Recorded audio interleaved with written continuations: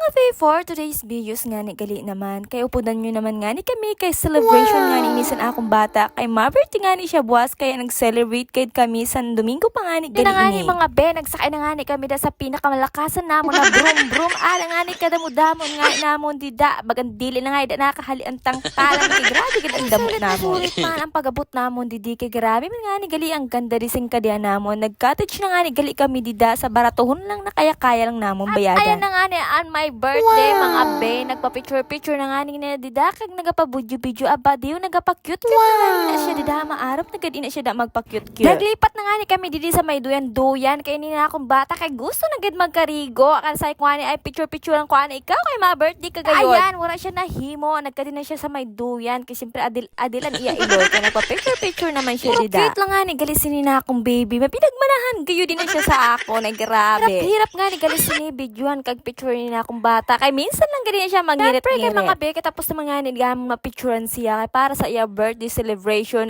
ay adi na kami na mga kumari kong inspired na kadi na kami didi kay para magpicture na nga didi kag mag-video. Saan natapos na nga ni kami pag video mga be ay sabi namon ay mauli ani kita didi sa may artong cottage kay bagan maggutom na gayon na bagan nagkururok na akong tiyan. Pagpalik nga ni namon mga be kay nakatindog na gani inintent oho nakang ready na gadi na sinda. Tapos nga ni nag-count na nga ni kami dida kay tatawd naman ma-picture naman kami. Ang mga lola nyo ada nagkanam kanay ana nila sinda santar sana na bagan na sinda na mga unggoy.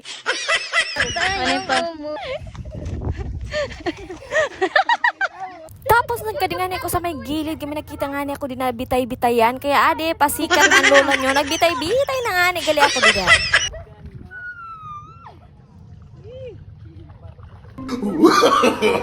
No. Ba, munti ka na ang lola nyo maging kwento kay nabitay gad siya dida kaayo. Mga be, naglaro nga ni kami dida sa sarap-sarap. Diba? Sana all gayud masarap. Amay candidate number 1, amo man ni si Mari ko na expired ang candidate number 2. Mga be, hindi kita mapatalo kay adi man ora expired na gayud ako. O ada na, sino ka dyan? Maria Rivera o Kuko Martin? Tapos ama ko Mari kong expired kay gusto mag-tik-tik kaya adan sige na kami ng sarayaw saya ambot man sininamong kaupod gigin sa dirin iya kamera o sige na kami magsuray abadi kami kung lipo. Siya hanggang dito na lang ang aming mini vlog. Thank you for watching mga beg. God bless. Bye bye.